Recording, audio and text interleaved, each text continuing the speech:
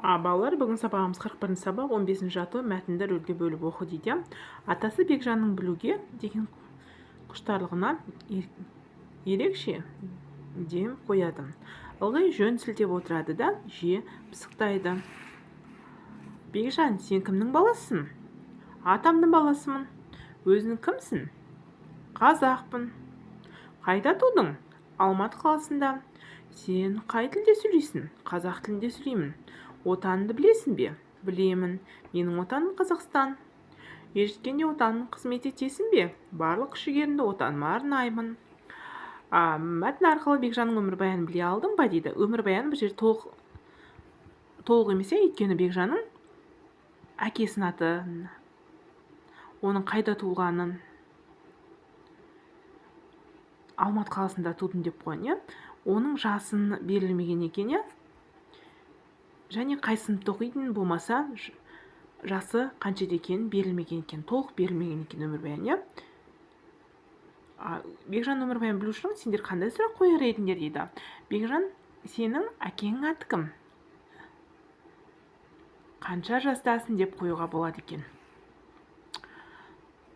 Сұрақ қою үшін төмендегі ақпаратпен таныс дейді. Өмірбаян дегеніміз адамдардың өмірі туралы әңгіме. Өмірбаян адамның туған жылы, айы, күнінен басталады.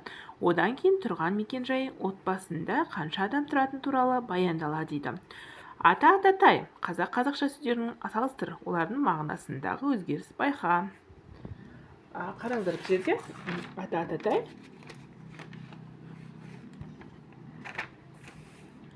Ата дегеніміз баяғыдан білеміз, туыстық атау екен, туыстық атау. Ататай деген ата сөзіне тай жұрнағы жалғану арқылы еркелету мағынасында өзгертіп тұр екен. Ата деген сөз тай деген жұрнағы жалғанып өзгертіп тұр екен. Енді қазақ деген ұлттың атауы, қазақша қазақ сөзінен ша жұрнағы жалғау арқылы қазақ тілінде деген мағына беріп тұр екен. Қазақша, қазақша. Қай тілде айтты деген, қазақ тілінде айтты деген сияқты. Бұл жерлердің бәріне жалғану арқылы, жұрнақ жалғану арқылы сөздің өзгерген көрсетіп тұр, жұрнақ жалғану арқылы. Енді өмірбаяндарын жазыңдар дейді өздерінің. Өмірбаян деп жазамыз ортасына. Мен Құрманай Самат Айбекұлы 2000, мына жерде екісі көрінбей қалған, былай көрсеңіздер. 2017 жылы Алматы қаласында дүниеге келдім. Қазақстан Республикасының Қазақстан азаматымын.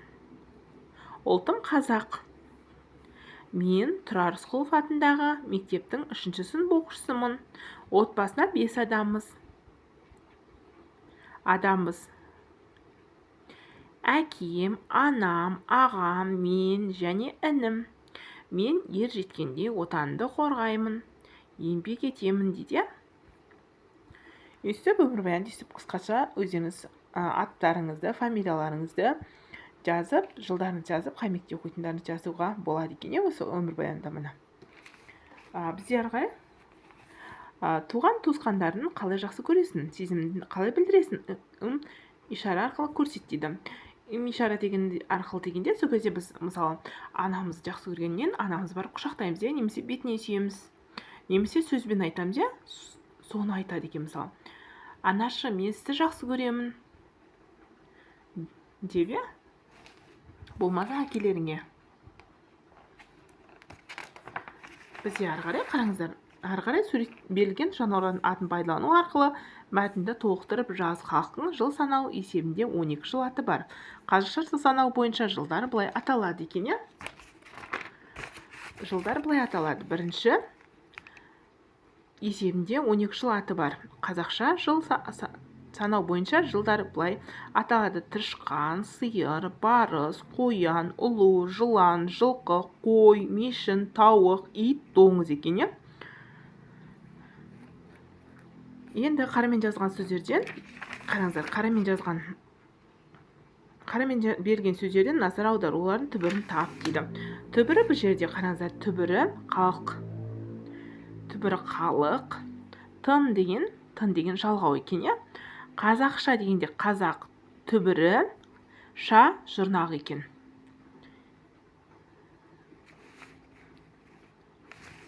Қараңыздар, енді тышқан қалай жыл басы болғанын есіне түсір деді. Тышқан жыл басы болғанын барлық жануарлар таласады, кім бірінші барып күннің шыққанын көреді, сол жыл басы болады деп. Сөйтіп түйе барып тұрып алады. Түйе тұрады да оның ең төбесіне тышқан мініп алады.